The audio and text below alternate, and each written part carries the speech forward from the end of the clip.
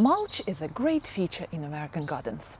Coming from Europe, from Ukraine, where mulch is not widely used, I really appreciate how many benefits mulch bring to our gardens, especially to our roses. Mulches do keep moisture in, protect ground from too much evaporation, too much overheating in summer. It keeps soil warmer in spring, protects our roses in the winter. There is so much more mulch does. So today we are talking about roses and mulch. Also, we are going to address that big controversy. What happens to nitrogen and how much nitrogen mulch actually takes from soil?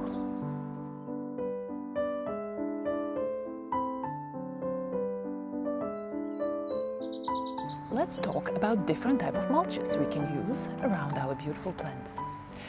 I like to use organic mulches, and there are also inorganic mulches, something like stones, pebbles, plastic.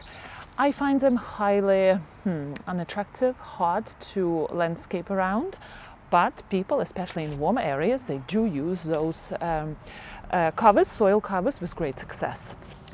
And there is a big section also of organic mulches. And the biggest problem of them would be wood chips, chipped hardwood, which comes to us in different colors. I know European gardeners might be surprised. And I do like to use this type of mulch in its natural brown color. It is the coloring agent is added to it, which is harmless to the soil, but still we receive these wood chips in this nice dark color. Otherwise it would be light chipped wood, and it would look somewhat unattractive in the garden. So there are positives and negatives of hardwood mulch. The positive is that it is very attractive in our landscapes. It creates this feeling of moist soil, which is very nice to look at when we apply it correctly.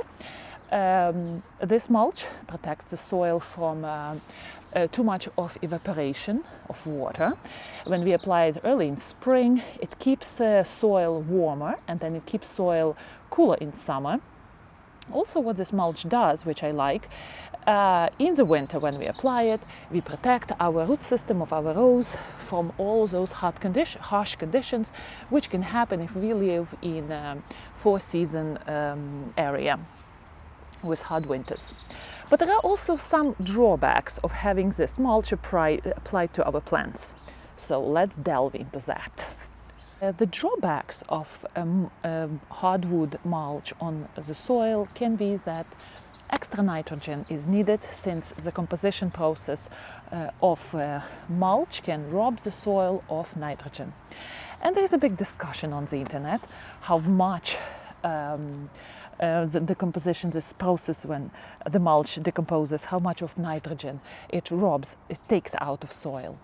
And during my last session at my Master Gardening program, this question was addressed, and it does happen, but it only happens on the surface of the soil. So maybe when we apply mulch for vegetable garden, it wouldn't be advisable, because a lot of vegetables are shallow rooted, and that nitrogen take up by mulch happens only on the surface.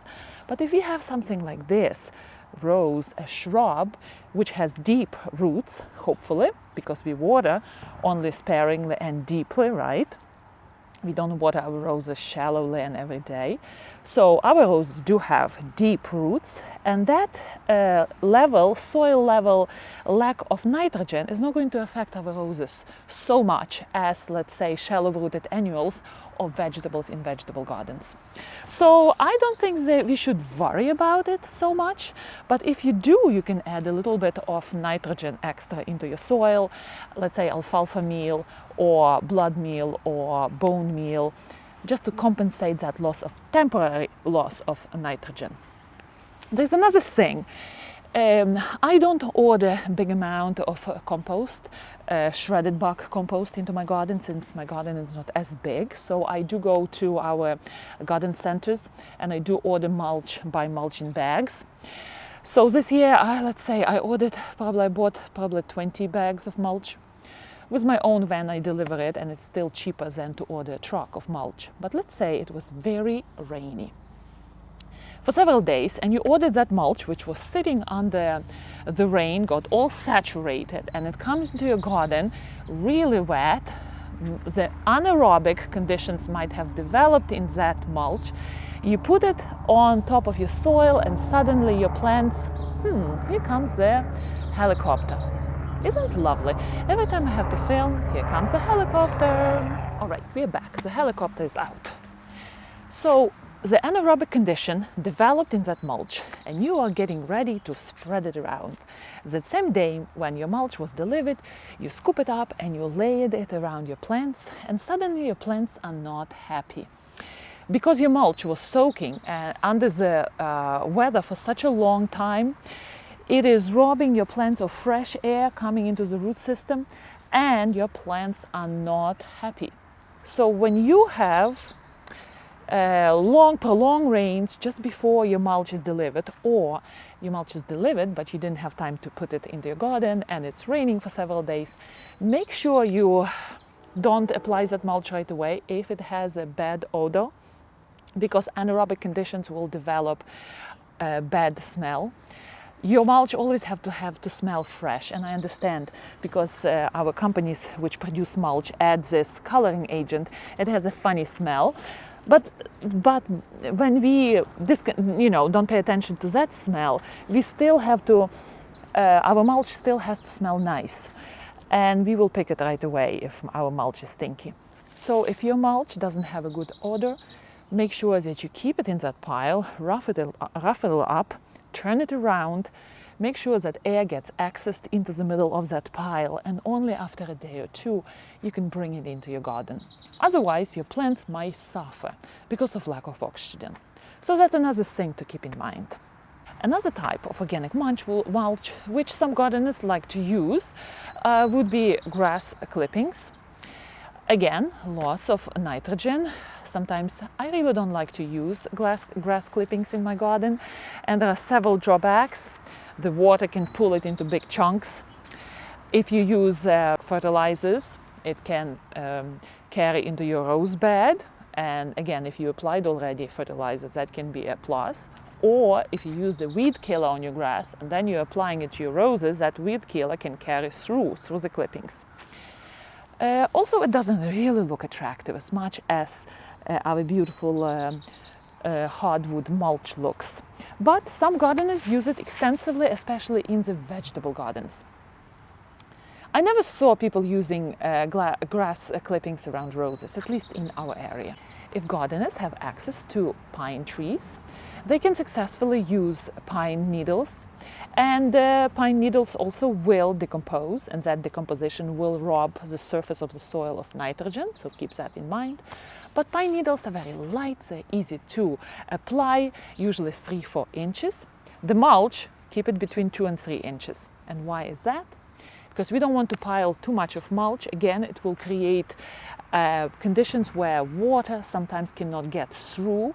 It can mold into these chunks which are difficult for water to penetrate and air to penetrate. So if you have a lot of mulch from the previous season, make sure that if you want to apply a new mulch, you take the old mulch away or apply a little amount of a new mulch. This mulch, look at this, it's already almost soil type, just little chunks are here and there. So for this rose bed, which is a fairly small one, I'm going to apply just maybe 1.5 inches of fresh mulch. And what will that do? Not only it will cover the soil well for this Lady of Shalott here, it will also cover all the spores of whatever is overwintering there on the surface of these wooden chips. And I will make sure that they're not splashing back onto my rose during rains. Also, what I like to do, I like to apply this type of mulch when the soil is well hydrated. Today is a great day. We had 2 days of rain, and we are going to have rain basically for the rest of the week. So apply the mulch when the weather was rainy, soil is well hydrated, and then when you cover that soil with mulch, all that beautiful moisture will be locked in, and your roses will benefit from that. Some people consider compost aged compost to be also a great soil cover. But you know what? Compost is really like an enhancer of the health of soil. So what I like to do when I have a fresh bed of roses without the top dressing of wood chips, I put a layer of compost and then I put a layer of wood chips. If I want to give my rose an extra, the boost of all that organic matter. But this bed is well dressed and well attended for many years. So this year I'm going just to add usual rose food, which I added already, and now I'm going just to cover it with mulch. Now, if you're ordering for the beginner gardener, if you are planting into a mulching area, a very good suggestion, move the mulch away and then plant into the soil. And you know what? A lot of beginner gardeners make that mistake, including me. I would, at the beginning, I would just mix that mulch with soil and plant my plant in and would expect it to be happy. Well, the rule number one, we never mix mulch with soil. We want it to stay as separate as possible, again, for that nitrogen intake. We don't want mulch to go into the soil and spread that level of nitrogen loss. So what you do, you move mulch away, you plant your plant, and then nicely put the mulch back, not all the way to the stem. And you know, a lot of people are advised mulch around the plant, not for the mulch to touch the stems. In my garden, I never ever had a single problem where there would be infection of the stem because of touching with the mulch. And inevitably through the season, that mulch moves in contact with the plant. So I question that, maybe just because where I live, I don't have issues with mulch like that. But it's a general rule. You keep away mulch from the stems of your plants. Soil should be weed-free and moist. And look at this. My weeds are happily marching in. So you know what? I'm going to weed them. Very important. The beginner gardener again might be thinking, okay, I'm going to cover these weeds and they're not going to be visible and they're going to die under the mulch. No, you have to weed them all out.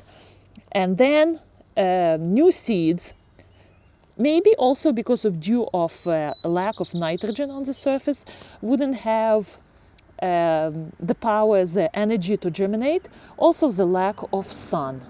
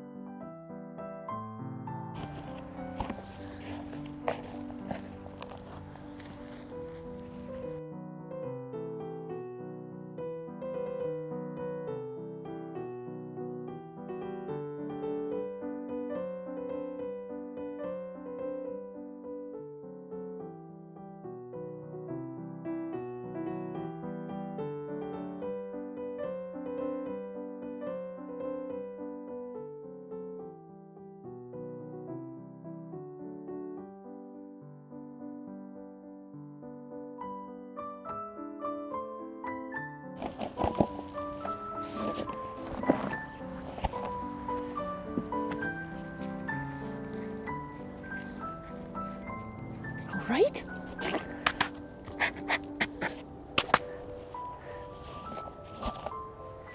Now, when the weather gets drier, I'm going to scrub these very vintage looking bricks. I like their vintage look, but you know what? The green moth is starting to cover them. I'm not sure what I think about that. Maybe I should leave them alone and just let them age the way they want to age. I probably will just clean them from all the mulches. One more suggestion before we finish this video.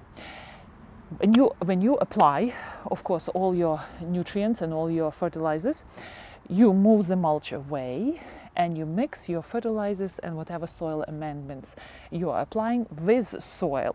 And then you move your mulch back on its place. I forgot to mention that.